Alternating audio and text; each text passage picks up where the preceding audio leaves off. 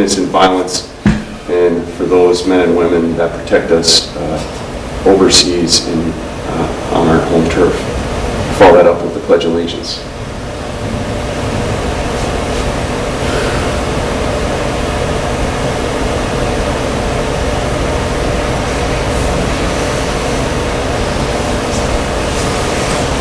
Pledge allegiance to the flag of the United States of America and to the republic for which it stands, one nation, under God, indivisible, with liberty and justice for all. Clerk Chapman, roll please. Commissioner Jewell? Here. Commissioner Olson? Here. Commissioner McDonald? Here. Commissioner Nelson? Here. Commissioner Yugovich? Present. And Chair Commissioner Boyle. Present. Again, thank you for Hoyt Lakes for entertaining us today, and I'm going to turn it over to Commissioner McDonald for a few words. Okay, again, welcome to Hoyt Lakes, Minnesota, home of the Water Carnival. It's happening this weekend, 4 years, I think? Yeah, 54 years in existence. It's a great community event.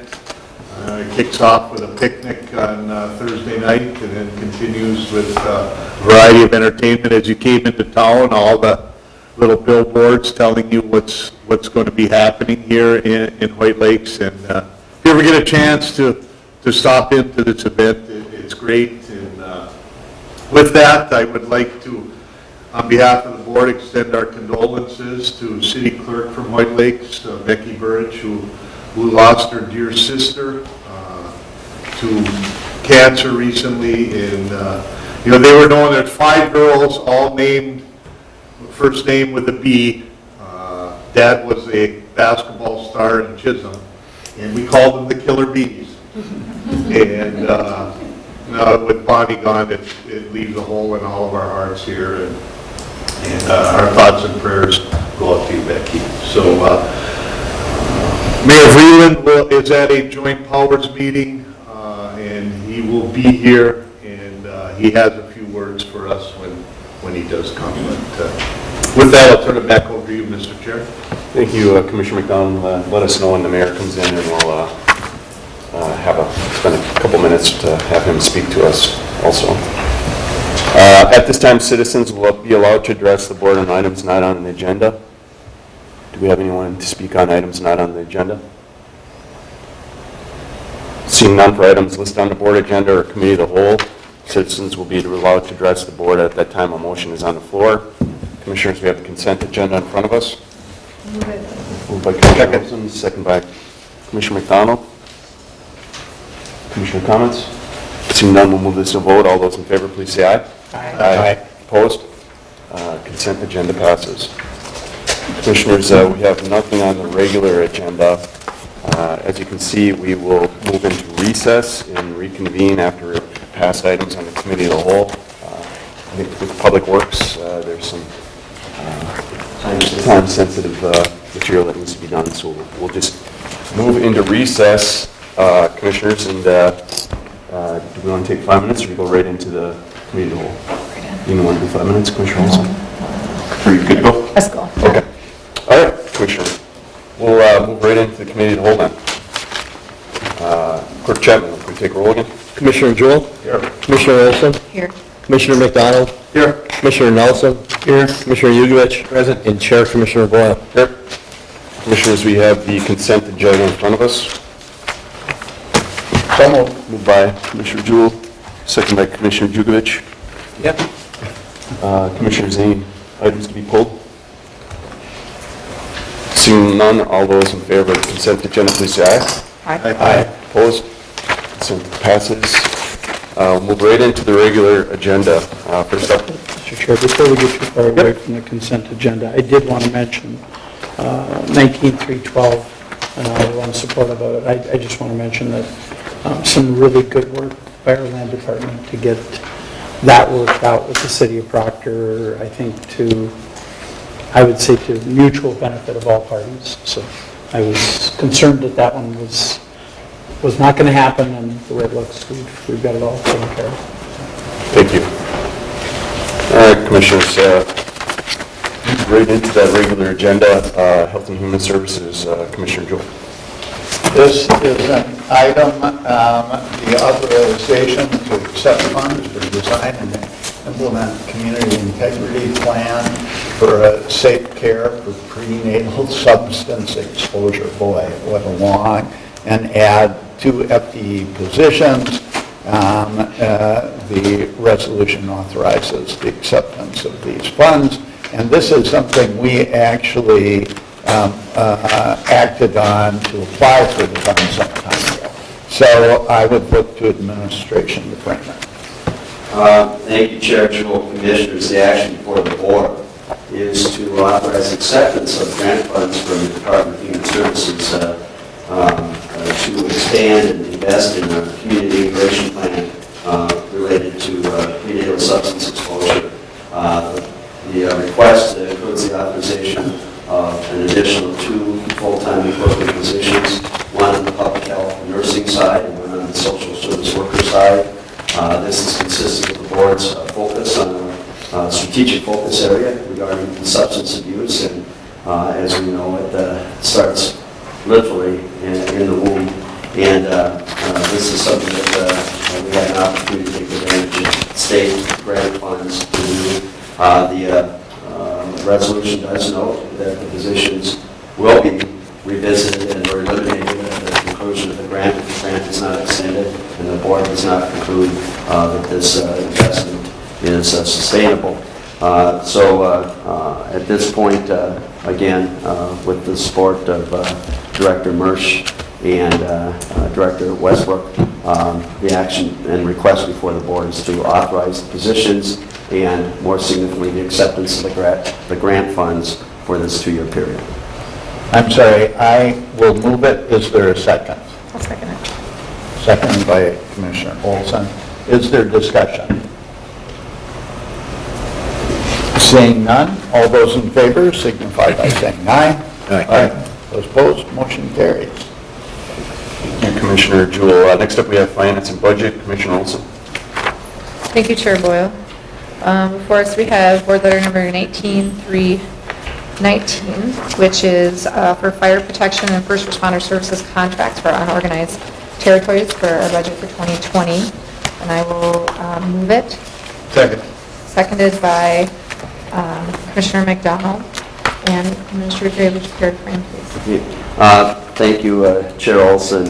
In the action before the board is our annual update and entering into agreements with our fire protection first responder services for the unorganized territories throughout the county. The auditor's office, Auditor Nielsen, has worked very hard on this, and this does reflect a modest increase in support costs for fire protection emergency services. The responding units and their responsibilities and budget requests are reflected on the attached document. I won't go through this. I believe it represents approximately a $13,000 increase in the cost of these services. But I would defer to Auditor Nielsen and her team for any further update on this, but good work as usual by the Auditor's Office. Thank you, Administrator Gray. Auditor Nielsen. As we take a look at the changes in the budget, most of them are really pretty much staying flat. So we'll be able to see the largest increase is for Lake Capitogama. Don't stop working. Capitogama. There we go. Anyways, and they're putting in a lily pad, and so you'll see a 15% increase in theirs, but primarily, for the most part, it's pretty flat. So I see this as a decent increase for Commissioners, any questions for either Auditor Nielsen? Commissioner Nelson? Thank you, Madam Chair. Nancy, that request that they asked for, and I was going to ask why it was a huge increase, are we to anticipate that that's going to be the same amount next year then, once the construction is completed? Or are they just asking for us to help them with the capital improvement costs? Phil, you want to take that? Commissioner Nelson, Commissioners. We believe that that request is just an initial request to help them with the helipad this year. We don't anticipate that to be an ongoing amount, that it should go back down, in the next year. Commissioner Nelson. Thank you, Madam Chair. If that's the case, I'm wondering if this is the best method that we should be using to address that. I mean, if they have a capital concern, shouldn't we look to other sources to try and help them with that capital concern, rather than an increase in the levy? Because it seems cumbersome to me to increase the levy, then turn around and have to look at it again next year. If I understand if it's an ongoing, I get that, because obviously the fire department needs resources to be able to function, but. And I think we're only a portion of that they've looked at many other sources to get the rest of it. And as we've looked at others in the past, they have had decreases when those things have gone away. Okay. And in some cases, the decreases have really offset some of the other ones' increases. Do you know whether they've looked at other options to the Chair Olson, Commissioners, Auditor Nielsen, the amount is really fiscally conservative. I think it's under 10 grand. In fact, I think it's close to 5 grand. Yeah. If I recall. Yeah, because they only went up by 6,000. And quite frankly, as we looked at it, we also don't know the operational logistics of having the helipad there, or whether there'll be other costs. We thought if it's another zero added at 50,000, I fully agree that we probably would have looked at a one-time solution. But for the dollar amount, we felt this was a practical approach. I think both Auditor Nielsen and I are open to any changes if that's the will of the board. But for $5,000 or less, we thought this was appropriate. And again, there are other parties involved with the helipad. And I don't know the extent of the negotiations, the discussion at the Capitola level. So I don't want to disrupt that, Capitola Township. So we're open, I'm sure, to the will of the board, but it's a relatively modest amount. If you take that amount out, the total amount of the levy increase is approximately 8,000, which is more than the 5,000 in question. So if you anticipate even a 1 or 2% increase in future years, it seems like the levy won't have a huge fluctuation. That was my thought process, and I believe the same with the auditor, as she and Clerk Chapman did all the information gathering. I don't know if the clerk has any different impression either. But we didn't really look at an alternative method of funding the helipad or injecting ourselves into that dialogue. Commissioner Nelson. Thank you again. I really don't have any more questions on it, Auditor Nielsen. I am anticipating, and I think Commissioner McDonald, if he hasn't already gotten some pressure from Virginia and a couple of others in terms of ambulance services, and I know Commissioner Yudovich has heard it from Hibbing as well.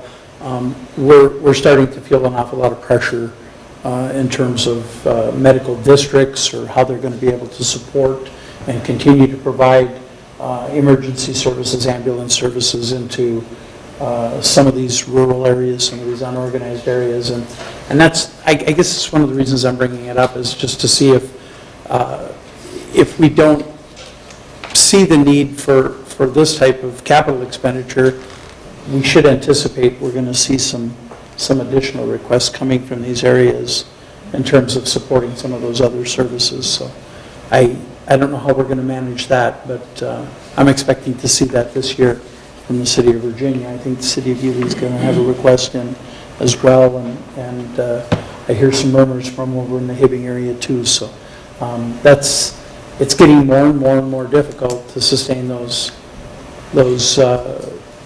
medical emergency services when they're not being supported by the property tax base of the entire area, just by, in Virginia's case, just by one small town supporting emergency services for, many townships, okay? And not getting the types of reimbursement that they need to sustain that. So, again, bringing it up for all of those reasons, that I think this is a subject that we're definitely going to have some further dialogue on as we move through this upcoming year. Thank you, Madam Chair. Thank you. Commissioner Dow? Yeah, to piggyback on that, I was at the last 911 meeting, and Chief Lewis from Virginia presented me with some staggering numbers on the amount of calls that they're covering for a number of people, a number of areas throughout their service area. And it will be something, as Commissioner Nelson says, it will be something that will be coming in front of us from a number of the cities in our areas as they're being taxed personnel-wise to cover other areas. So it'll be an interesting discussion. Thank you, Madam Chair. Any other discussion? Seeing none, we'll move this to a vote. All those in favor? Aye. Any opposed? Motion passes. Thank you, Commissioner Olson. Next up, we have, Commissioner Boyle, Mayor Vreeland has now entered the building, all right, so we will, Mayor, please come up. assume the position. I'd just like to thank you for coming here.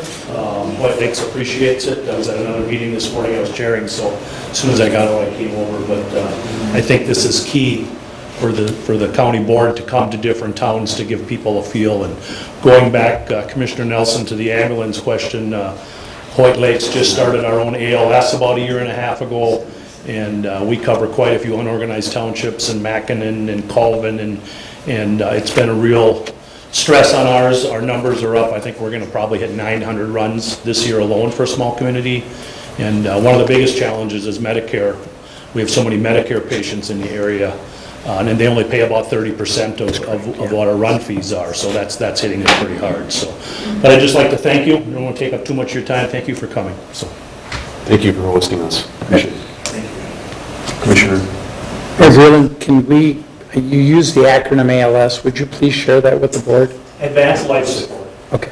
I want to make sure everybody, No, let me readdress that. Thank you. whenever we use acronyms, I always want to make sure we're covering It the used to base. be a BLS, which was basic life support, basically the ABCs, making sure the patient can make it to the hospital. ALS is advanced life support. We're now doing narcotics. We've hired 3 paramedics, like Virginia's got paramedics, so they can do they can put in IVs, they can administer narcotics and those kinds of things. So it's another step, it's a step above BLS and between the hospitals. So, any other questions? Commissioner Joe. No, not a question for you. Okay, thank you. I just realized that I forgot to pull down an item out of the consent agenda, largely because I have a question which administration can answer later, but related to the reclassification of state tax forfeit land to non-conservation and a series of lots up in the heights that are not that far from Miller Creek, and I want a better understanding of why we are classifying. Might make a lot of sense, but I'd like to know what the reasoning is. So, thank you. Administration's noted that? Okay. Thank you. Mr. Chairman, point of order. We're going board committee today. We could easily pull that item down under board for further consideration. That would actually, I'd appreciate that. So if we could do that, that'd be great. What number do you want to push? Number Commissioner? 9. Yeah.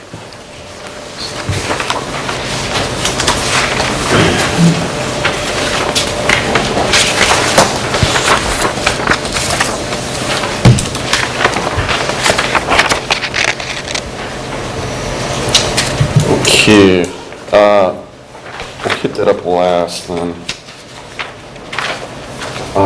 We'll move on to Central Management and Intergovernmental Committee under mine.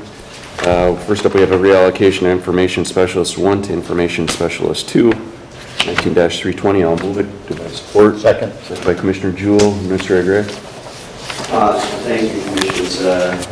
This is a request for the reallocation of a current vacant position that is an information specialist 1 to that of info specialist 2. The levy and salary impacts are reflected in our board under $5,000. As we went through our budget processes and as we reviewed each and every vacancy, not only the auditor's office, but all departments review the skill set necessary and appropriate for the role. Upon discussion and review by the auditor and her team, this is a position that better fits in terms of expectations of roles and responsibilities, an IS2 classification. And so as they post the position, the request is to adjust it from a 1 to a 2 for that very reason. And I stand open to questions. Commissioner Nelson. Thank you, Mr. Chair. Administrator Gray, didn't we just eliminate a couple of InfoSpec 2s and readjust those within the last 3 months to other positions? My memory tells me we did. They were either 1s or 2s or a combination of both. And I'm just wondering, I mean, it seems like we're on one resolution, I'm eliminating one, and then I'm adding one or bumping one back up into that position, and I'm just trying to figure out what the grand scheme is, because each one of these has a fiscal impact. So if we could, and I don't need it today, because I understand we have to do this, or the request is to do this, but I would like to have a little bit of a review to find out what we've pulled out in InfoSpec 2 positions in the last 3-4 months, InfoSpec 1 and 2s, that we've eliminated to, you know, make specialty positions, and then we're back here asking for an InfoSpec 2. Chair Boyle, Commissioner Nelson, and Commissioners, we can provide that information. Some of this is sequential. Quite frankly, 3 months ago, we get a request from a different department based on a position review to upgrade or revise downward a position depending upon the needs. I guess collectively, you could always look and say, generically, is an info 1 or 2 appropriate? Director Gottschall may have some further comments on this, but we can certainly provide that information. This is unique to the auditor's office and the requirements and assessment of filling this vacant position that they've gone through working with HR. So I think that conceptually at the St. Louis County level, as we have various 1s and 2s throughout the entire county, that might change. It'd be nice to consolidate all that, or take an information specialist 2 from the left hand and move it to the right hand. But this has been the most direct, and again, we can't always anticipate the outcomes, so we take them on a case-by-case basis. Director Gottschall, you have anything to add? More specifically, as he comes forward, I guess the question is, but those InfoSpec 2s have the ability to move within our system. Is that not so? Mr. Chair, Commissioner Nelson, Commissioners, Jim Gottschall, Director of HR Administration. So first, I'll try to shed some light on the original question. I do recall earlier this year, and I think even in 2018 is true, in Public Health and Human Services, there were a number of information specialist 2 positions that when they were vacant, they were reallocated to Social Services Specialist 1, which is a paraprofessional class. I think in that case, the department determined that the support that they could get from a Social Services Specialist 1 to support the people that we serve in Health and Human Services, it made more sense than to have the administrative support staff, which the positions have evolved over time, and so they're less clerical in nature and they're more paraprofessional in nature. The request before you today is in the auditor's office. So departments, they do have the ability to seek these reallocations within their departments.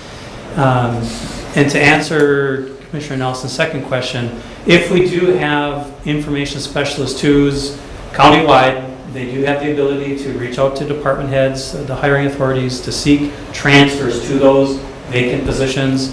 Those departments are not obligated to transfer those individuals, but yes, it certainly is an option for people if they want to move to a vacant position in other departments.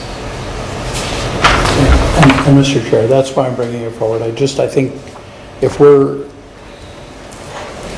I guess this would, I'd like to see this be a discussion amongst our division heads and department heads to make sure that we have, I mean, if we're going to have a number of these types of requests, that they show up, instead of showing up on a monthly basis, that we actually have a plan going forward that says we're going to have 5 InfoSpec 2 positions open up, or we're going to have, because I think our employees deserve that, to have that look-see at it too. And I understand this is in one department, but I also know that I see InfoSpecs moving, at least on the Iron Range, I see them moving all the time to taking positions, whether it's within the sheriff's department or attorney's office, some cases, they're InfoSpecs. So, thank you, Mr. Chair. Alder Nielsen. Yes, I just would like to clarify that we are very open to transfers from other departments. What we're looking for is to make that position available for somebody to be able to transfer into it. Right now, we would not be able to have an IS-2 from another department wouldn't be interested in transferring into an IS-1 position. And what we're looking for is to be able to have an IS-2 that can backfill other IS-2 positions, which our IS-1 can't do. And so, and we're to give them additional duties, this IS-1 position that they can't have now because they don't have the IS-2. So once we increase this from an IS-1 position to an IS-2, then we'll be able to open it up for any transfers, or if nobody's interested, then people from the outside. But the whole concept here that we're trying to accomplish is just to get that up to a 2 so that we can bring, somebody in that can do the duties at that level. Thank you. Commissioner Jewell.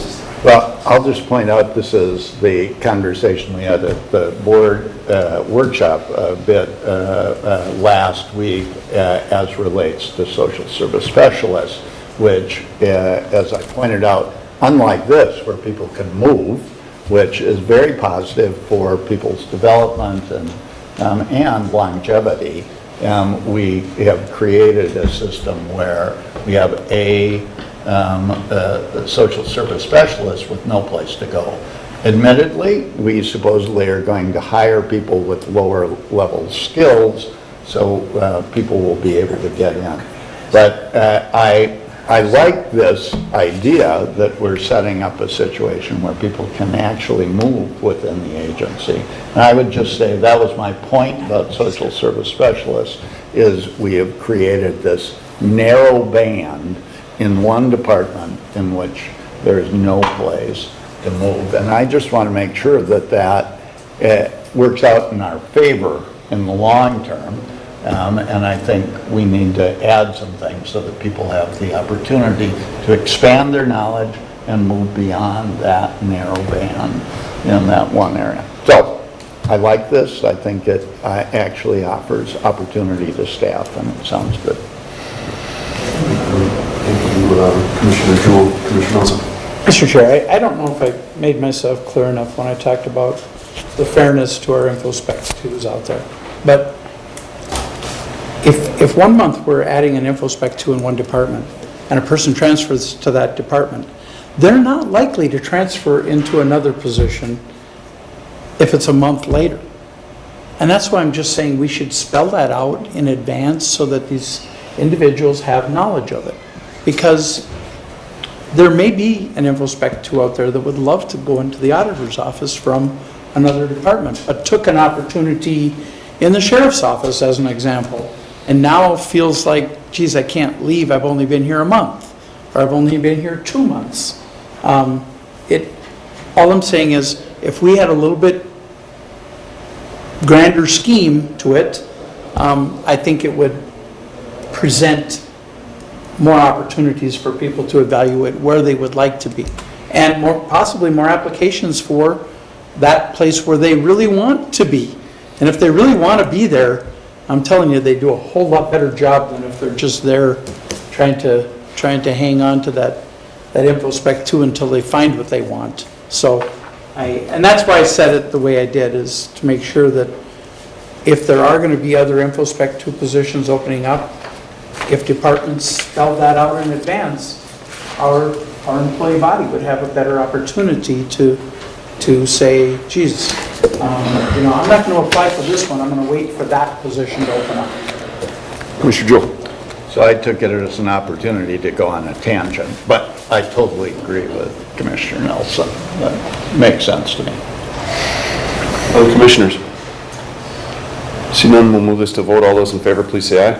Aye. Opposed? Motion passes. Commissioners, next up, we have authorization of one full-time employee accountant charge to RRA, Regional Rail Authority and Planning and Community Development Department, 19-325. I'll move it. Do I have support? Support by Commissioner Nelson. Minister Gray. Thank you, Chair Boyle and Commissioners. The action before the board in this case is to add a complement of one FTE accountant that would be based in the auditor's office, but to support both the Regional Rail Authority and to support our planning and community development areas, including our septic programs. The former is a request that Director Mansley has been working through the Regional Rail Authority and with Auditor Nielsen and her team for some time. It's to bring a level of accountant skills that are not available in the Regional Rail Authority at this time. The latter is an opportunity to augment needed support for our septic loan management and loan program management and give us more resources based on the reorganization and the additional efforts that will take more time from on the accountant side, the auditor's office side, with our solid waste management program. That has been a shared role. So this is a win-win. It affords the opportunity to hire a full-time position, which is much more marketable for candidates. And the funding will be entirely off levy in this case, one from the Regional Rail Authority. And I say off levy, the Regional Rail Authority has levy authority too, but it's within the Regional Rail Authority budget as opposed to St. Louis County budget. And as noted in the board letter, the primary source of funding for the half-time position supporting planning and community development will be from the Environmental Trust Fund and our HUD CDBG program management administrative fees. So this should not have a St. Louis County governmental unit impact. So again, we're being responsive to Director Manseline and Auditor Nielsen. We have some comments, but has been working very closely with Darren Jablonski and Bob Manseman on this, as well as HR. Auditor, do you have anything to add? The only thing I'd like to really add to this is that we've been working with the Regional Rail Authority for a while on a lot of needs that they had from a financials perspective that we weren't being reimbursed on, that we were just doing just because they really needed it. And it was like they would ask and we would, put forth the effort to make sure it got done. And as we were doing more and more of this, they recognized that they really did need somebody that was going to be able to help them more in a greater fashion than what they've been able to do with just asking us, here's this, here's that, here's this, can you help us with that? And so this really is putting it into an organized fashion where there's somebody that's going to be responsible for this instead of it being kind of a haphazard type of a situation. So we're very supportive of this. They're going to spend time in Eveleth as well as over in Virginia. Spend some time looking at where we're going to put them. I mean, there's a lot of things that go behind the scenes to make this happen, and so we've been working with Angela Blonsky to make this happen, and I think it's going to be good for everybody involved, so we're looking forward to it. Thank you, Auditor. Commissioner Nelson. Thank you, Mr. Chair. At the risk of going on another tangent, I guess there's a few things that I think should be spelled out on this one. This is something that was approved by the Regional Rail Authority Board several months back, and the attempt was actually made to try and bring in outside resources to be able to manage this position. And as we went out in the open market looking for those outside resources, came to the conclusion that the best resources that we had were actually in our own auditor's department. And I really want to thank Nancy for embracing that, because These are three projects that are really critical to St. Louis County in a number of aspects. One, of course, is passenger rail. We've received a number of grants. The administration of those grants has become so much more technical in nature than it's ever been before. I mean, you have to account for every dollar coming in, every dollar going out, and all of that has to be done in a very clear and concise manner. But the Rail Authority is also now going to be seeking a roughly $14 million in FRA funding to support some freight rail initiatives up here on the Iron Range that, quite frankly, would, in one mining company alone, would eliminate a bottleneck that's costing St. Louis County taxpayers over $100,000 a year in taxes. And that's the flow of coarse ore from the Eveleth mine to the Eveleth plant site. It's curtailed so badly right now by the number of open line rail movement that's going through the area that we're unable to get our coarse ore trains back north. Going south with them is fine. It's trying to get them back against the flow of trains. But that initiative alone, again, $14 million. When you add that into the $5.5–6 million in bike trail requests, and then you throw in the NLX money that we received this year from the legislature, along with some other federal funds that we pulled in, it just got to the point where we really think that this is a position that, not only for today, but for the foreseeable future, this is a position we're going to need, along with some other changes that we're making at the Regional Rail Authority to, again, support a number of grants and initiatives where the dollars are coming into St. Louis County. Thank you, Mr. Chair. Well put. Other commissioners? So none yet. Thank you, Auditor. It was, I think, very good work by you to incorporate this in. And Director Mazzoline is a Superman, but we've made the Superman sweat it out.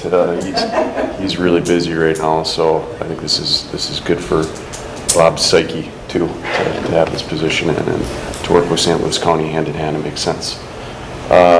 Commissioners, any other comments, questions? Seeing none, we'll move this to vote. All those in favor, please say aye. Aye. Opposed? Motion passes. That's all for me. We'll move to Public Works and Transportation. Commissioner Jugovich. Thank you, Chair Boyle. Number of things on our agenda today. We'll get right to it. First off is award of bids. It's for signal system lane widening, curb and gutter sidewalks, and ADA improvements for a project in Hermantown to the low bidder of KGM Contractors of Angora. I would move that. Is there a second? Second. Second by Commissioner McDonald. Would you like to, or would Mr. Baldessy like to frame since he's here? Chair Jugovich, I'll take first crack at it, and Jim will fill in some blanks and talk about particularly the success story on the funding. I would note, and I trust that this is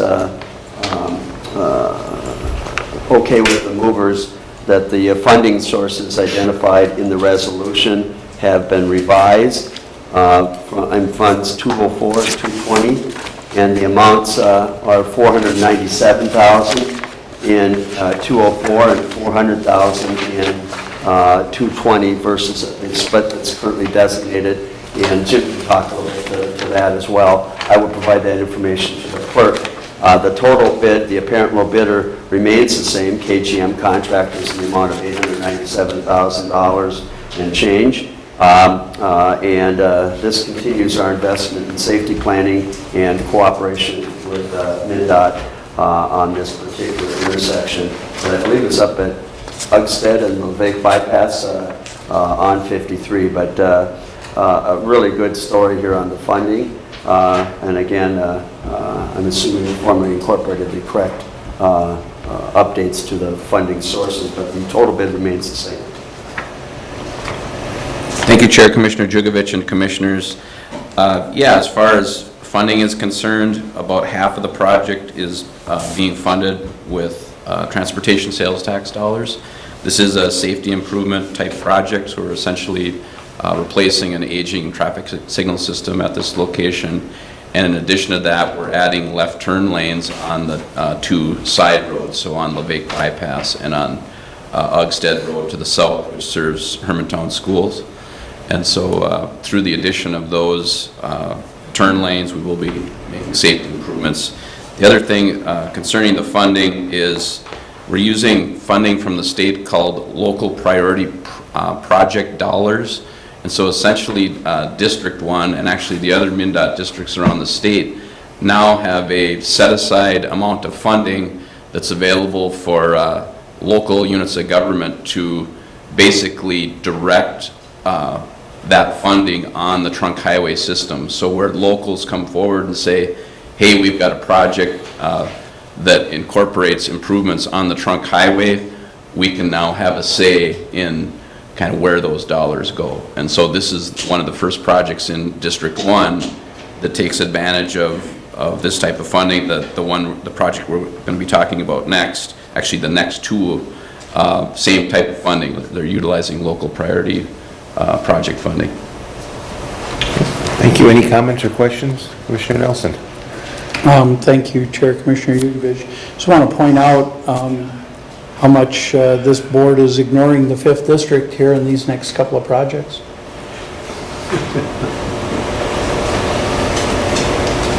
Again, Mr. Chair, we've been accused of ignoring the 5th District or not, and that we weren't going to take care of the 5th District during this interim. And I don't know, this is like the 4th or 5th project in the 5th District that's come in front of this board since those criticisms were put in place. And Mr. Chair, our Public Works Department is pretty apolitical when it comes to bringing projects forward. They bring the right projects forward that are needed, and not just based on whose commissioner district it might fall in.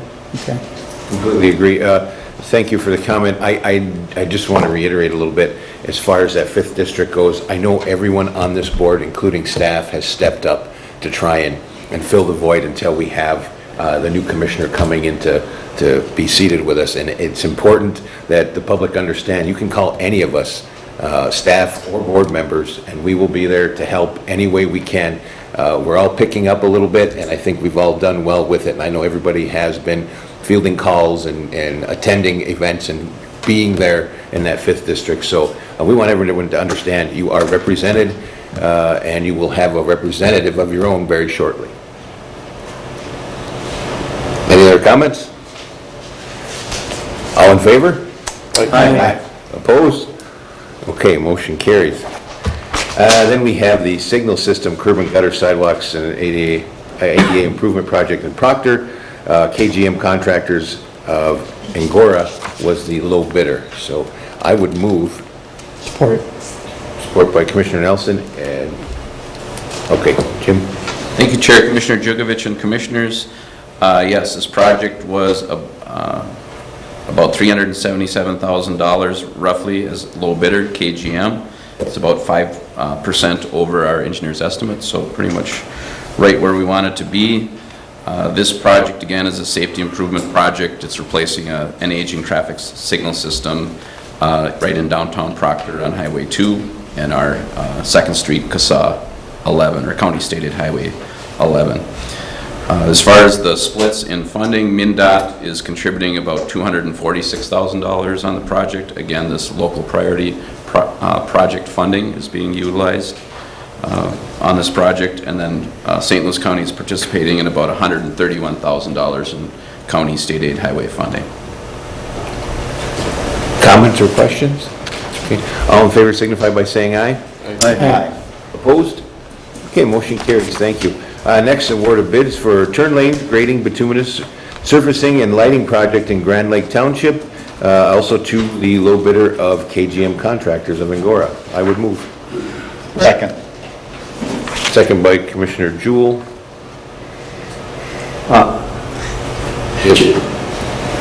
Chair Jugovich, again, the action before the board is to award the contract to the parent low bidder.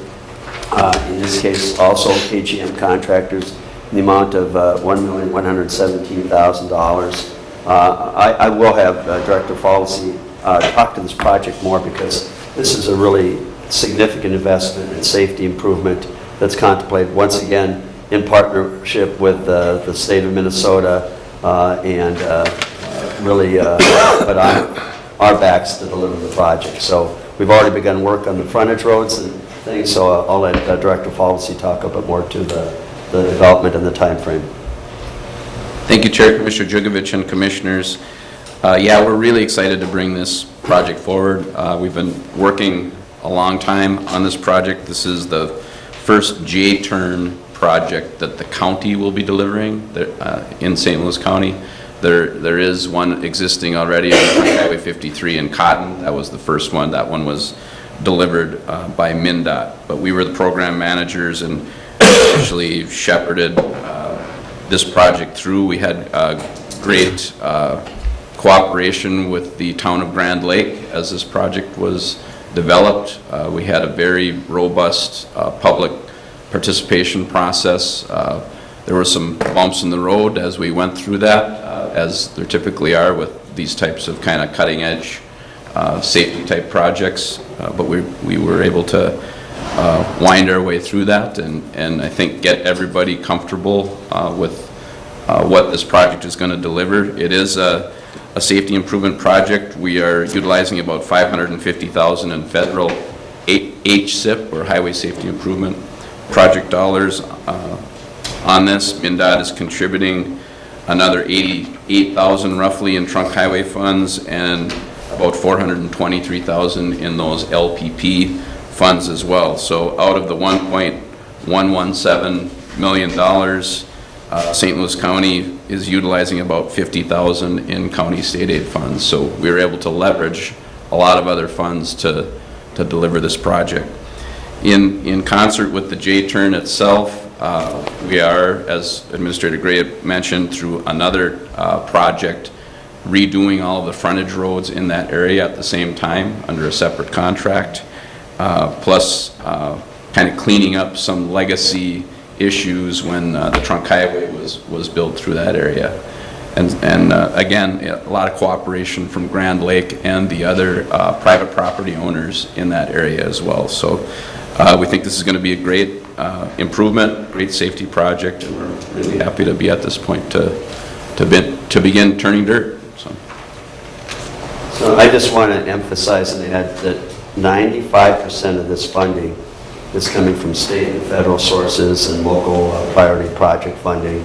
It's an incredible outreach job by Director Policy and his team, and a great bang for the buck. And the biggest improvement, of course, is going to be ensuring safety of that intersection and that stretch of road at a higher level. And so it's truly a win-win, and I know we're going to deliver the project in a great fashion. Maybe one other comment, Commissioner Jugovich. Okay. I would like to say that we can't do these types of projects without the support of this board. I mean, we unless we had that support behind us, we couldn't do these types of things. So, Commissioner Nelson was very courageous in being part of this public participation process, and the rest of the board members too. I thank you for that support, because again, in our drive towards zero death, these are the types of projects that we need to put in place, and they're not always easy. So thank you. Thank you. Before we vote, Phil, can we put it for the record, Commissioner Nelson wanted to and beat me to making the motion. Commissioner Nelson? Thank you for that consideration, Chair, Commissioner Jugovich. These types of projects, I remember the first J-turn we brought into St. Louis County. A lot of consternation over that project. Remember driving out of Washington and up to Maryland to look at a J-turn. Didn't understand it, didn't know what it did, but sat and watched the J-turn work for about an hour, and it was pretty incredible. The Cotton J-turn, since that J-turn has been installed, folks, we have not had one critical accident at that site. And that's been 5 years ago now, 6 years ago. And if you recall, that intersection with Highway 52 was one of the most dangerous intersections really in the county. And this intersection, if you look at where the trunk highway went through, the trunk highway just kind of plowed through the middle, really, of what was an intersection of two roads, right straight through the middle of it, without addressing the roads that fed into that intersection. And this took a lot of courage, not on my part. I stood up behind our Public Works Department because I know how hard they're working at it, but there was a lot of angst within the Grand Lake community, store owners, the post office, the fire department. I mean, this happens at a pretty critical intersection in that community. Once it got laid out in front of people so that they really understood it, I think this intersection is going to be equally as successful as the one in Cotton. And I think the dividends that it pays on safety on Trunk Highway 53 is absolutely critical to what our folks are trying to accomplish. This is likely to be one of the last J-turns. We've got another one over on 33 that I know we're taking a look at. But by addressing those two critical intersections, we've really made that travel up and down Highway 53, which is about 26,000 cars a day. I don't know exactly what it is in the Grand Lake area, but I know in the Cotton area it's about 26,000 cars a day. We've changed the complexity of that intersection. And in fairness, you may remember one report of an accident down there, but it did not happen at that intersection. It happened by someone trying to bypass that intersection and coming off on a service road and actually got hit on the highway. But it was not at the J-turn. It was somebody trying to cheat the system and get around the J-turn. But this is it's going to be an interesting project, and there'll be a lot of people watching this one to see if everything that was brought to them was up front. And I think I just have so much confidence in Vic Lund, our traffic engineer, and in the folks that he's working with at MnDOT that this is going to work, and it's going to work well. So I applaud our efforts, and I want to make sure that Director Faldesi relays that message. Thank you, Mr. Chair. Yeah, thank you. And I was over in God's country on the other side of the border in Wisconsin this weekend and met up with someone that worked for the good county of Douglas County as an engineer, and they basically said that they, on the interstate on Highway 53, they actually copied the J-turn that we came up with that in mind. So it's not only what we're doing in St. Louis County, but it's regional, the fact that our leadership and vision moving forward has taken. And I think out of everybody, who it protects the most are young drivers that don't have that experience of the amount of speed that's coming at them. And those J-terms just help out so much that, I just wanted to put that out there, that Douglas County gave you a little respect there, a Denfeld guy, so, yeah. Thank you. Wow. I know. Wow. Okay, tough to follow. Vic Lund does do a great job, but, he's married to a Ranger, so. He is a nice little Chisholm girl. Okay. Okay, that being said, all in favor signify by saying aye. Aye. Opposed? Okay, motion carries. Next, we have an award of bids for aggregate crushing for 2019, Southern St. Louis County, to Northland Constructors of Duluth, and I would be happy to move that. Is there a second? Support. By Commissioner Olson? Okay. Chair Jugovich, this is the third and final aggregate crushing contract. You got the Mutt and Jeff show. That's right. The second, excuse me. And one of the apparent low bidder is Northland Constructors in the amount of approximately $331,000. You see that there's some increase over our engineer's estimate. This is part of our budget discussion through for 2021 as we look at aggregate costs increases and managing that. But again, this is a critical investment. We do partner, as requested, with local townships, in this case, Alborn, Marana, and Van Buren, which makes it a lot easier for them to access aggregate as well. So Director Paulson may have something to add on this, but as we look at our crushing contracts, this is something that's really important for us going forward, and it's been a great efficiency tool for our local contractors. Comments, questions? Jim, we're still doing 4 contracts? Chair, Commissioner Jugovich, Commissioner Nelson, this year we're doing 2 contracts in this case. So we have already let the North contract, and I believe that was TNT Aggregates was successful, low bidder on that one, and in this case, Northland. So if I can follow with that, so we're no longer doing the central and at-large? We, from year to year, we evaluate the locations and the amount of yards that we're doing and kind of make a call on whether we split the entire package into 2 or 3 portions. Okay. So we're kind of making that call based on what we're trying to produce that year. Very good. Thank you, Mr. Chair.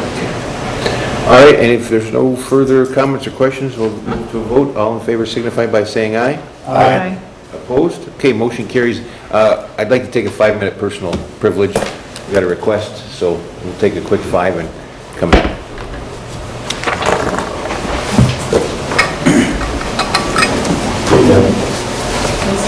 In case you didn't get the replacement. Gentlemen, we ready to go? Anybody? This thing on? Everybody ready? Okay. All right. All right, welcome back. We took a little break. Everybody stretched their legs, had a few conversations. I found out Commissioner Boyle's been spending some time in Chisholm lately. It's, so everybody's ready, refreshed, ready to go. Okay. Jim, are you, come on up. We got one more item. Yeah, we'll have the big guns here. I'll be leaning on him too. Okay. Thank you. All right. The last item we have for Public Works Transportation is fuel tank replacement countywide.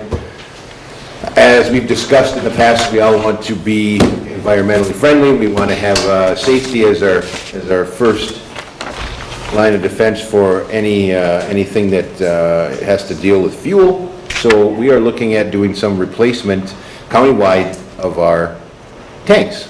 So it's something that'll be well received by everyone. I don't know how many tanks we're looking at. Is it 5? Many tanks, but 7 locations. 7, excuse me, locations, I'm sorry. 7 locations. All right. So it's a resolution authorizing construction services 4-star construction of Superior for the fuel tank replacement project. Thank you, Chair Jugovich and Commissioners. The action for the board is to Second by authorize the Commissioner Olson.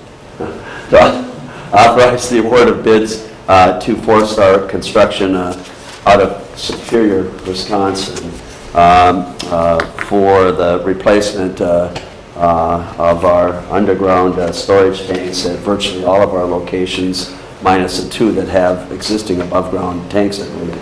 The amount of approximately $3.5 million. This is a result of an extensive investment of time by Director Fallis and his team, in particular Deputy County Engineer Brian Boder, and some of our tech staff that have just been incredible in working through this, as has our purchasing director, Donna Visco. This is a complex, out-of-the-norm project. As you can see by the size and scale, it's very significant.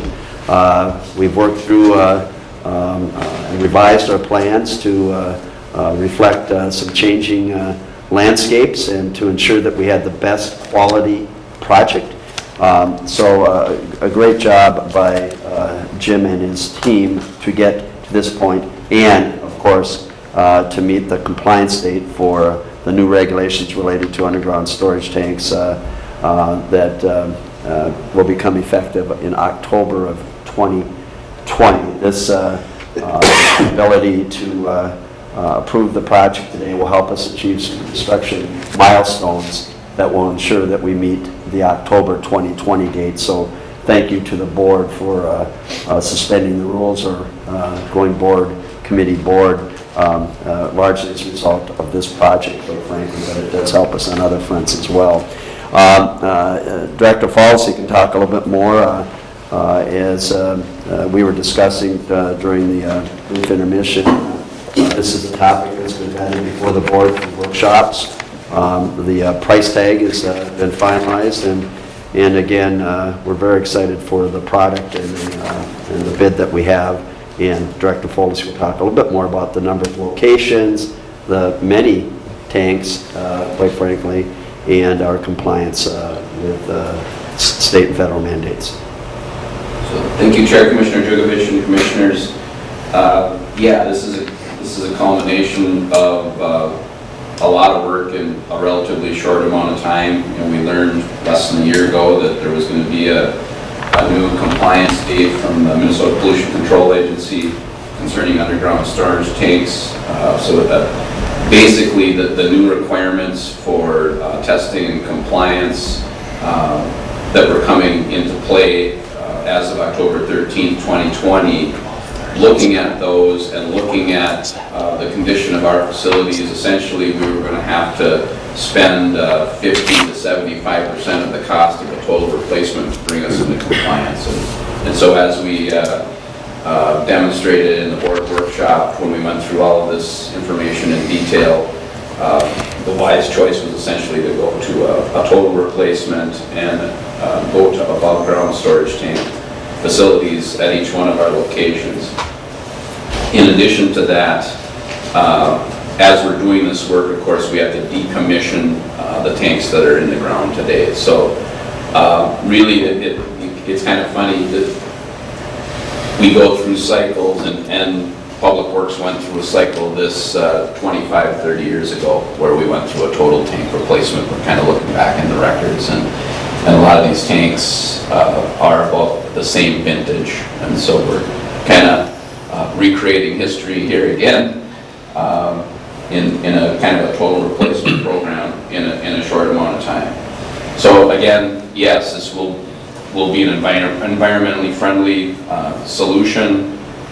It'll be efficient. It'll be easy to inspect because basically everything is there right before you above ground. Some of the tanks are more costly because of their location, close to other buildings and other things. Some of them have to be explosion proof versus lesser standard tanks in some other locations. So we took all that into account. We basically had to go through and do a campus review as we did each one of these designs, or what we probably call site designs. So it kind of made us look at current and future uses of each one of our campuses as well. So we kind of did a double whammy in-house where we're kind of set up for what we want our campuses to look like in the future for if we happen to go to a building replacement or something like that. These are all set up to take into account those future projects as well. So we got a lot of things done as we went through the design of this project. We did design it in-house as far as the site designs, and then part of our specifications with the builders here, in this case 4-Star, they're actually specifying the actual different components with general specifications that we provide. So it was kind of a combination. I wouldn't call it design build, but it is kind of a spec and build project, which is a little bit different. In the end, we're going to be looking at consolidating to 7 locations with our fuel. So along with replacing everything, we're consolidating. In the end, we'll have quite a few fewer tanks under our final configuration than we do today, which is also good looking to the future as far as management and what we're responsible for. So it is a good project from that perspective, that we're getting more efficient. So essentially, as we did this process, it was an RFP process, not a low bid process. We had two bidders, O'Day and Northstar. In the end, we negotiated with both, and actually those two bidders came together and will be represented under this one package. So Northstar will be the prime, that's who our contract is with. They'll be doing all the site work, and O'Day will be supplying the equipment. So we actually got those two vendors to come together to deliver the project. As part of the negotiation process, we have two locations that already have above-ground storage tanks. That's at Brimson and Capitolina. So we pulled those out of this contract. They are a little bit older systems, so we think we can leg those out for a while. And then also at our Tower and Barris location, because we're looking to do a project to replace those in 2023, we took those out of this project as well. And depending on, we're looking at two options there. We may just shut those down and go to a local vendor during the time frame between now and when we replace those two facilities, or we may be talking with the MPCA on a possible extension there too, because we are showing a great effort in meeting the deadline. We may be able to get them to work with us on that. So anyway, those three locations are no longer in this project. That allowed us to basically get down to that $3.56 million number as you see it in here today. So I guess with that, we recommend to go to award with 4-Star Construction. Questions, comments? This is a big deal. It's important for us. Director Foldesy, thank you, Mr. Chair. What do you think are the chances of getting a variance or an extension? Do you think that's a possibility for those garages in my area? Chair, Commissioner Jugovich, Commissioner McDonald, we have a good relationship with MPCA and their tank program, and I think, we may have a reasonable chance at keeping that one in operation for a while. We've had similar types discussions on one-off issues with our systems and had very good, common sense types of discussions. So I guess we're hopeful that can happen. And with the plan we have in place coming up in 2023, that should be of assistance to us in stating our case, and hopefully they'll go along with that. Correct, we would hope so. Thank you. Commissioner Nelson? Commissioner Jugovich, and if I may to that point, Commissioner McDonald, what the MPCA is proposing is the resources simply do not exist out there to accomplish what they have stated. There is, you're taking O'Day and 4-Star. There's probably throughout the state of Minnesota maybe 3 providers that can do this work right now that are licensed to do this type of work as far as the total project where they could take it out and put it back in. And if you look up and down the line, I mean, just under, if you took the holiday stores alone, okay, there's 600 and some locations that have to update. It's not possible to do. It's just physically not possible to do, given the amount of contractors that are out there that are licensed and in a position to be able to accomplish this. We need to be ahead of this because the cost is going to go up dramatically next year. And I applaud the efforts of Public Works being ahead of it, because I look at these contractors, as soon as they book out, they're just going to raise the prices. And they'll raise the prices because, quite frankly, the crews that they have are going to be working overtime to accomplish any of this type of work.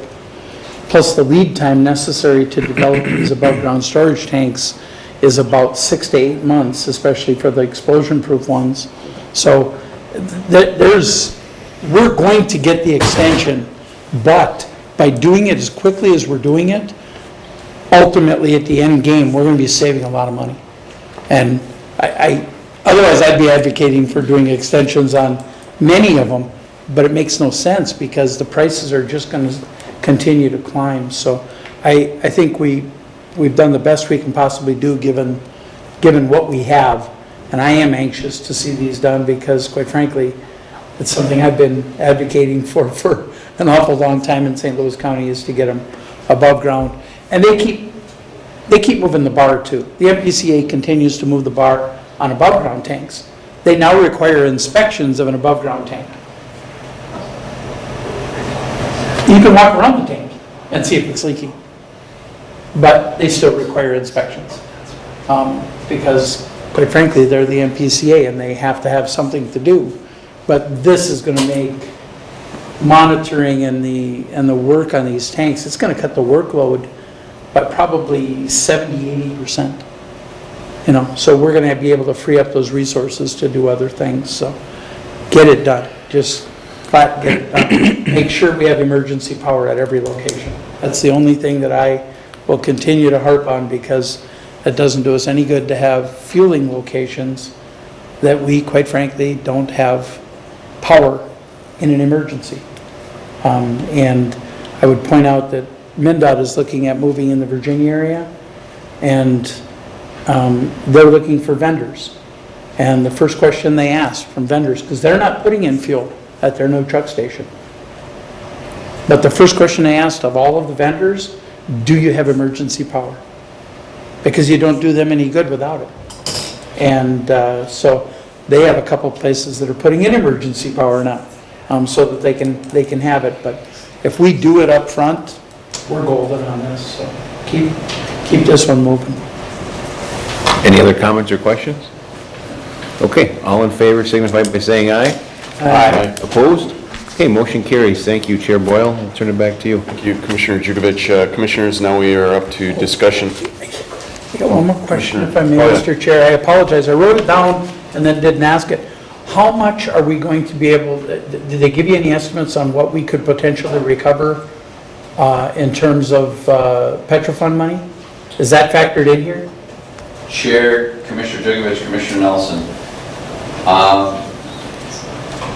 that is going to be an ongoing process as we do the project. And so at this point, I don't have a number, but yes, right now, that number is not taken off what we see here.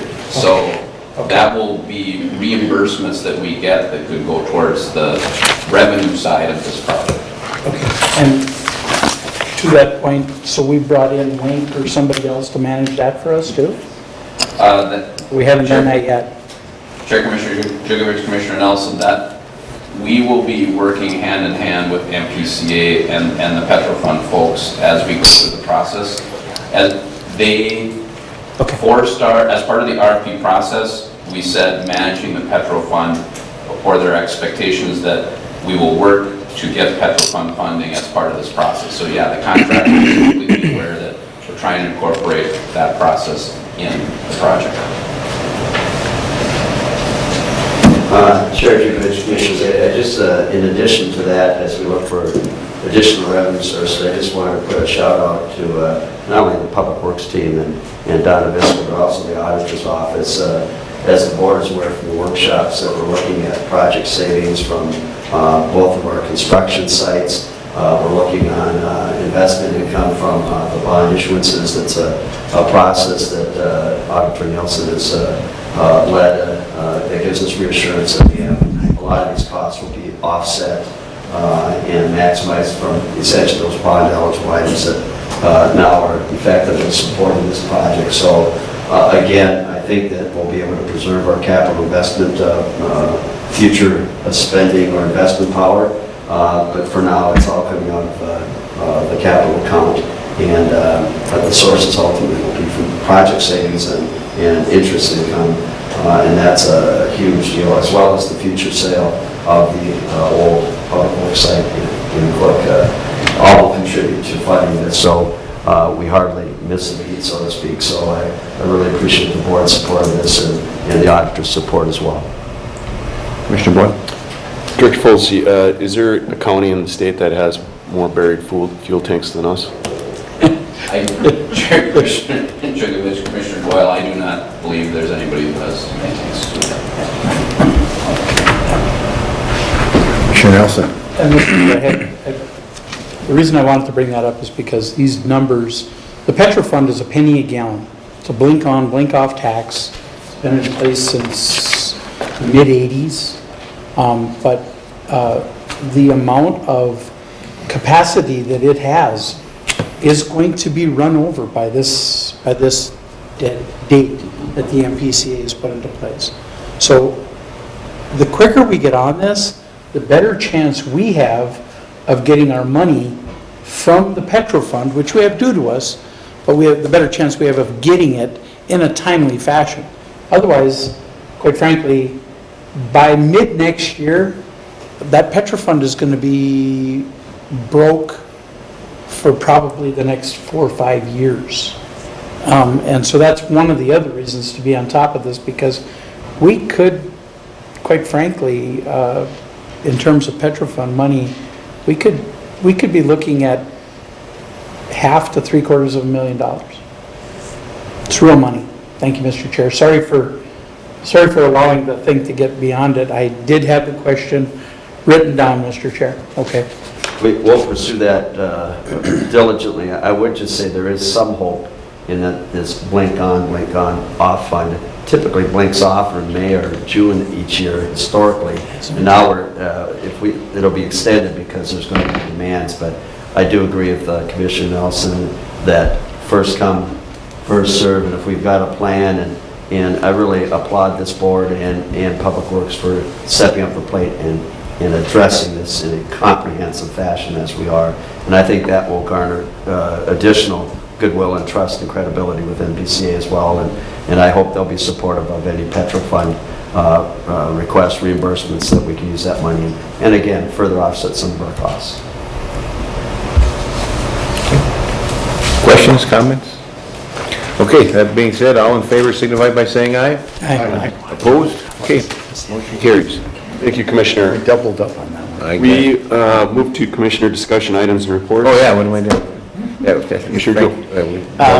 Just two quick things. This weekend, we did the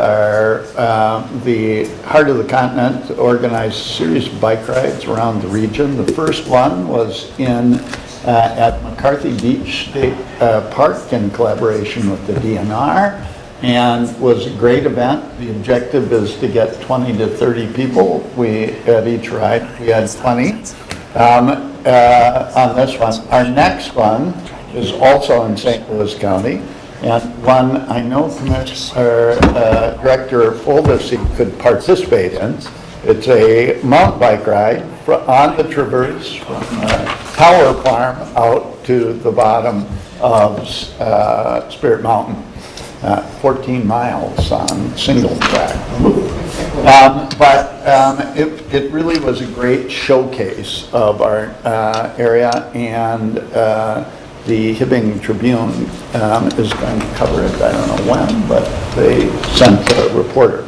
Secondly, Attorney Mackey and I worked hard on the farmers market, which is really going strong this year in front of the courthouse. We have more people coming. Attorney Mackey did all the legal work, and it's a collaboration with the city, which took some work, but the end result was pretty wonderful. So if you're down in Duluth, check it out. There's good eats there, and great vegetables and amazing flowers. So, those two things. Just a reminder, I believe next month, Commissioner Nelson can probably help me out with this, the National Night Out. I know you participate. It's coming up. It's a great opportunity to get out in your community, meet your law enforcement, your emergency responders, and community members. So I know we spent a lot of time on the road on that day trying to hit them all in our districts. But if anyone has not been to one, definitely get out and get an opportunity to meet some of the people who are laying it on the line for us day in and day out. Thank you, Commissioner Jurgovich. Other commissioners? Commissioner McDonald. Well, I mentioned earlier, thank you, Mr. Chair, I mentioned earlier about the great event going on here this weekend in Hoyt Lakes with the annual water carnival. There are also two other great events going on this weekend in St. Louis County. The 39th annual Blueberry Festival is up in Duluth, in Ely. Approximately 40,000 people migrate to Ely for the festival, which runs Friday, Saturday, and Sunday. And then also this weekend as well, Crane Lake Days, celebrating Voyageurs up in Crane Lake. So a lot of good things going on in St. Louis County, and we'll take it from there. Yeah, to piggyback off that, this past weekend was busy in St. Louis with us having the air show, who county sponsors for, and then also our tenant at the depot brought in the Big Boy, which is the biggest steam locomotive in the nation. I think it probably closed a couple of lines up here with all the taconite they used for this. That it was a massive machine. I think you went on Saturday, Mike, and I went on Sunday, and it was impressive. And then we took my parents and daughters out for a ride on the steam engine, which was fun to hear that whistle. Yeah, it was a good time. That and the only other thing, I was talking to Mrs. Rukavine in the back of the room. We both have, I dropped my daughters off, they're campers at Squagama, so I dropped them off on Sunday, and the place is hopping, to say the least. I think record numbers again this year, over 500 kids that are going to be participating. Each year they increase in size, and the respect and care for our kids in foster care continues to have high numbers. Using the facility, I think it's a jewel in St. Louis County, and very well priced. I don't think there's affordability-wise with scholarships and vice versa. You can't compete with the offerings for these kids to be able to do it. So I give my credit to Camp Esquagama and for commissioners that were there when we made that decision to incorporate in and invest in it, so it's there for the next 100 years. So very much. Commissioner Juvich.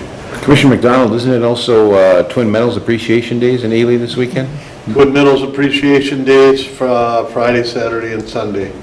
Up North Jobs is sponsoring that, and a number of local elected officials will be in town, and stop by the tent.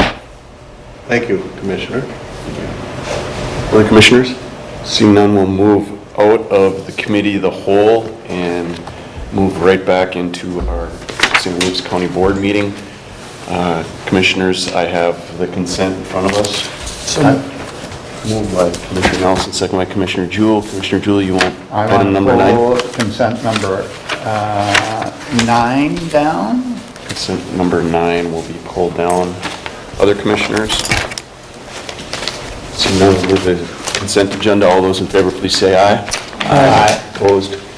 Consent passes. Commissioners, in front of us, we have board letter number 19-313, Environment National Resources, to provide fiscal return tax districts as non-conservation land. Administrator, I'll move it. Support. I'll support. Support by Commissioner Jewell. Thank you, Chair Boyle and Commissioners. As was noted, this is an update for the classification of state tax forfeited lands from conservation to non-conservation status. There was a discussion in the committee of the whole about at least one of the parcels or a particular parcel. Deputy Administrator Fitzer had a chance to reach out to Land Commissioner Weber, so we might have some response. If not, we can work with the board to figure out a next step on this, but we're open to questions on it, may have some answers that would address any concerns. Commissioner Jewell. Well, so a couple of things. One, we have been doing a very good job of reclassifying things that make sense to reclassify from conservation to non-conservation, getting them on the auction and selling them. And most of these kind of make sense to me, what we're doing. I would say, though, that where we are near creeks and things, I would wonder whether or not, I'm wondering how we came to the decision to make them non-conservation. And this one is simply one of two that are in here that are next to creeks where it might make sense to keep them in conservation. The other one is one that literally runs across, kind of in between creeks, and is, the parcel code is 010 1200 00650. It's in the Duluth area on West 5th Street. And so part of the reason for conservation is to protect natural resources, water, keep the creeks from getting impacted by stuff. So that's my question is, how did these get chosen? And the one that popped out at me was this one up by Miller Creek. Mr. Chair, Commissioner Jewell, in talking with Director Weber, the at least on the 4-lot item here, where you see actually 5 lots, which are in green, the one that pointed out to me. The one that's not highlighted in the red is already non-conservation in the middle of that. The remaining 4 lots are lots which have been at different points parts of some of the discussion that have been taking place with the city of Duluth related to the broader transfers of properties that are out there. They've looked at these as well and indicated at this point they may not become part of that broader discussion, but they were supportive of this idea of moving them to non-conservation, which would have to happen if that transfer was going to take place as this moves forward. So I can't directly address kind of the core part of your question related to how this relates to the creek in that area, but again, it was creating the flexibility as they move forward with those continued discussions. I guess, is there a time frame where this is important to get done right now? Chair Boyle, Commissioner Jewell, I think that other than, quite frankly, our efforts to sell the Cook Land and Minerals Office, which is part of this list, I don't think it's absolutely time sensitive. However, having said that, perhaps the recommendation to the board could be to table this to the next meeting, and we have 2 weeks to resolve questions and issues. We are very sensitive to moving from conservation to non-conservation. I always want to say conversation, so I have to watch it, non-conservation. But we could delve into this, or whatever the will of the board is, but a tabling action would move it to the next meeting, August 6th. So, if I can just follow up. I think that would, from my perspective, be something I appreciate. I think the other one that literally crosses streams seems more, pops out more at me. Now I can't find it again, but at any rate, so I'd like those looked into. Okay, Commissioner Olson, you had a quick question before we go to the movement of the table? Well, Mr. Chair, I'd like to have some more discussion on it. I'm concerned, none of the rules that protect these creeks, whether they're through the Minnesota DNR or through the Army Corps, Bowser, whoever we're talking about here, none of those rules are changed by us changing it from conservation to non-conservation. Those creeks still have the same protected status, they still have the setbacks, they still have all of the other pieces in place. So for us to take an action to protect them it seems a little bit like we're trying to kill this 5 times. I would like to see the Cook Public Works sale move forward. Quite frankly, we're sitting right now in the end of July. I'd like that building moved on so we don't have to maintain it through this winter. So If there are parcels that commissioners would like to pull off of this to have further dialogue on, I would prefer that we just simply pull those couple of parcels and have additional dialogue at whatever point in time on those. But folks, the cost of maintaining that cook garage, as an example, through the winter is going to cost taxpayers a bunch of money. And I believe we've had some interest from several entities up there, including government entities and the truth is that cook facility is ready to go. I mean, we're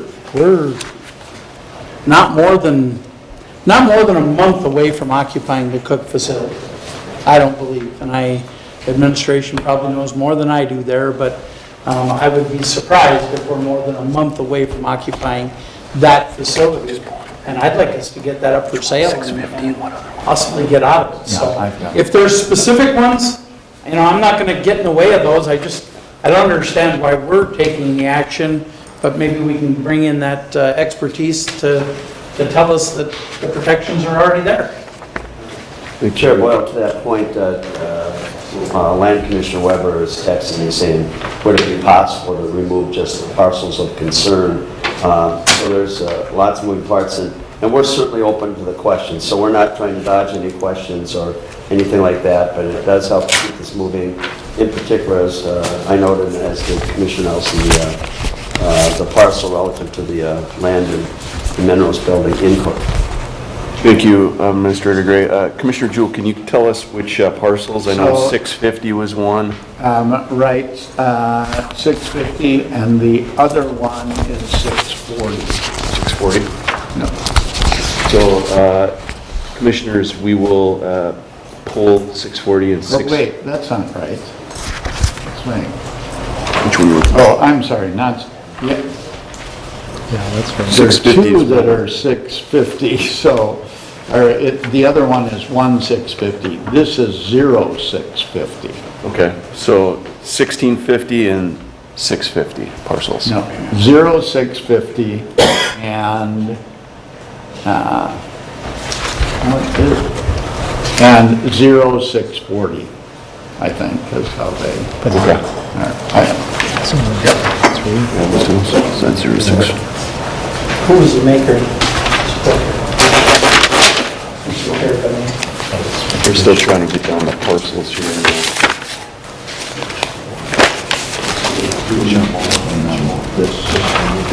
All of these? Should do all four of these? Yeah. Oh, that's one. So there are 5 parcels in total. So,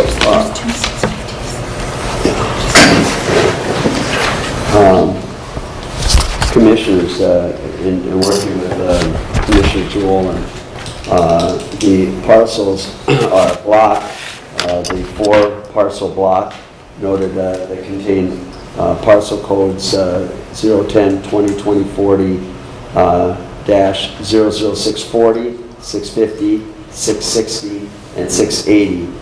As noted by Deputy Administrator Fritzinger, parcel 670 in the middle is already non-conservation. If we pull that, I think Commissioner Joe's requesting we pull that and or table that portion of the resolution. We might have to split the question or whatever to divide the question.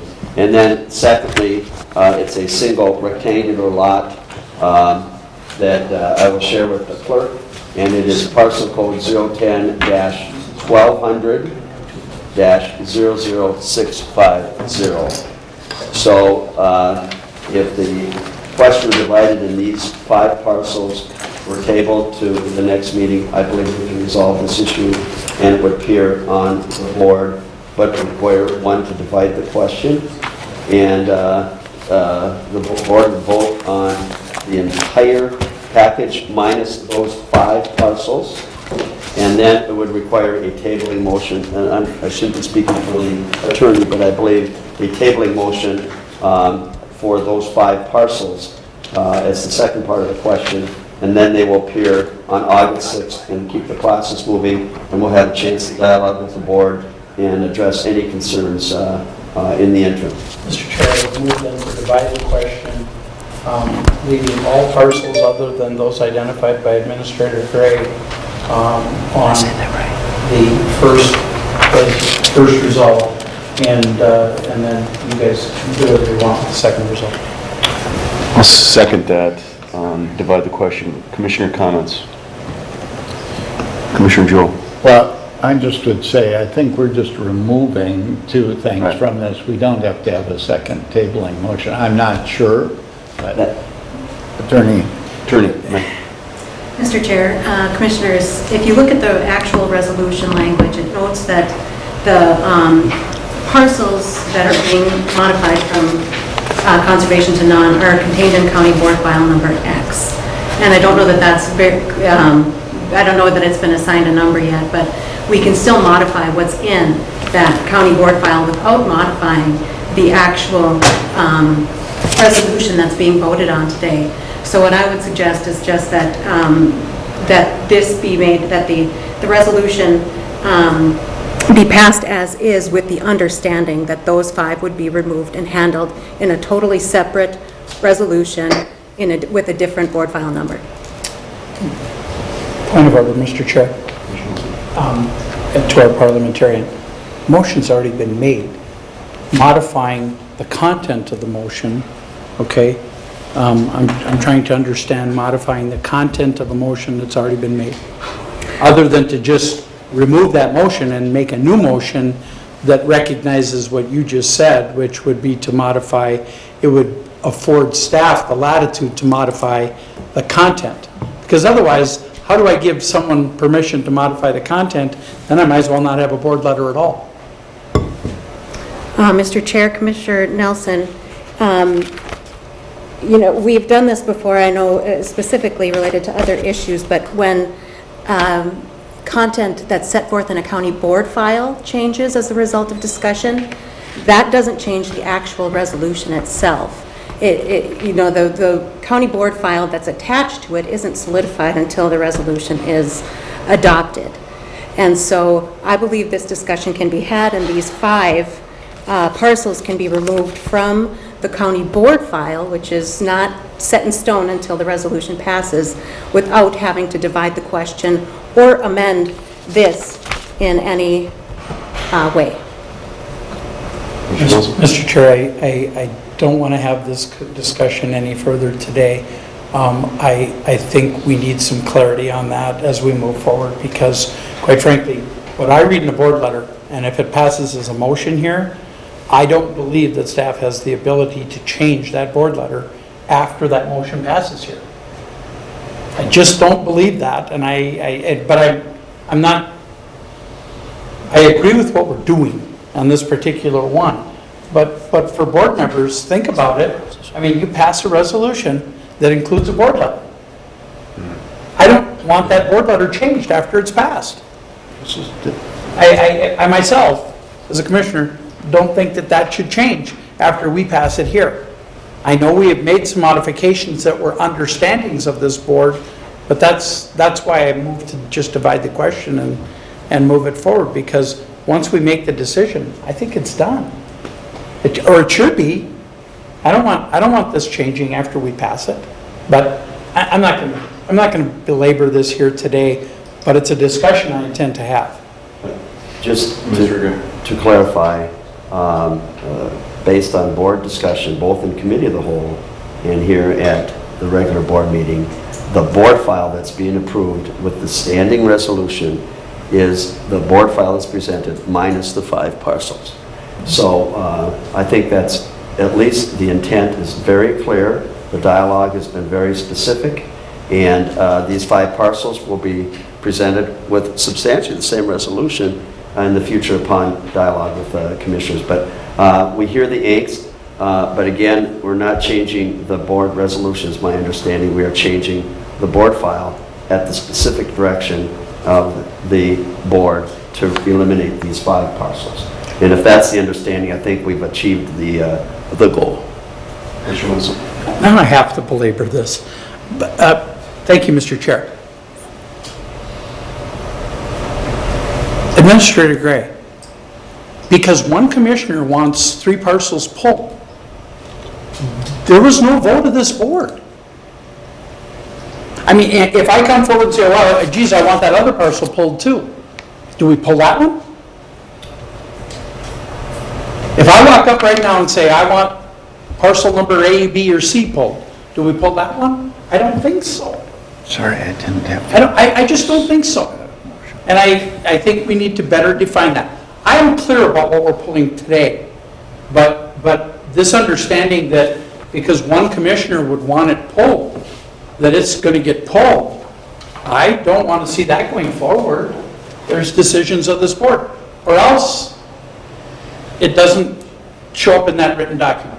Or we pull it out of that written document, or the maker of the motion withdraws the motion.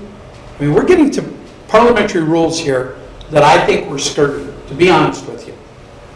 I mean, part of this, Commissioner Nelson, is committee board, that's played into this today. So, I mean, we have to give a little bit of leniency on that. And that's, Mr. Chair, and that is why, I hope you understand, that's why I'm saying, let's move this thing forward. But this is a discussion that we should have. It's not, you don't remove any one item, and I am not talking about any one commissioner. I'm talking any of us. We don't get to remove something without it being acknowledged and removed from the board letter or the resolution before it goes forward. Mr. Chair and Commissioners, to that point, it could very easily be amended if a motion was made to say county board file number blank, whatever that number is assigned, as amended by removing the 4 or 5 parcels that were highlighted here.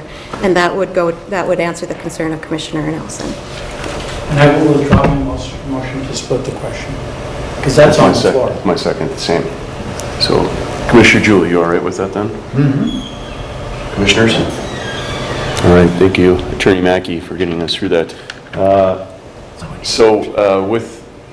We have to amend this. We got to vote on the amendment, correct? So with the amendment on the table, I'll move it. Do I have support? Support.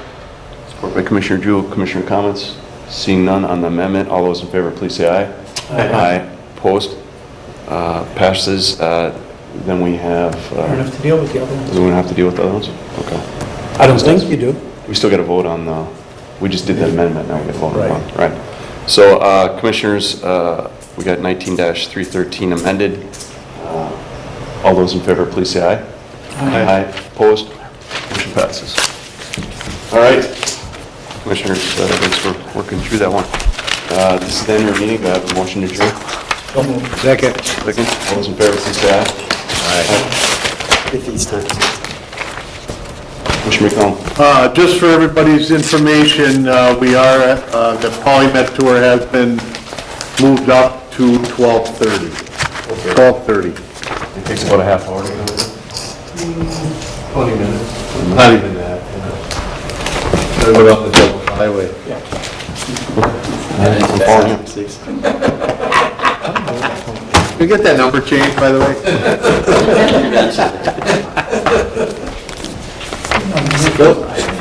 Thank you. I always give you back your $500 double. I get you. You know, and it's It's like that.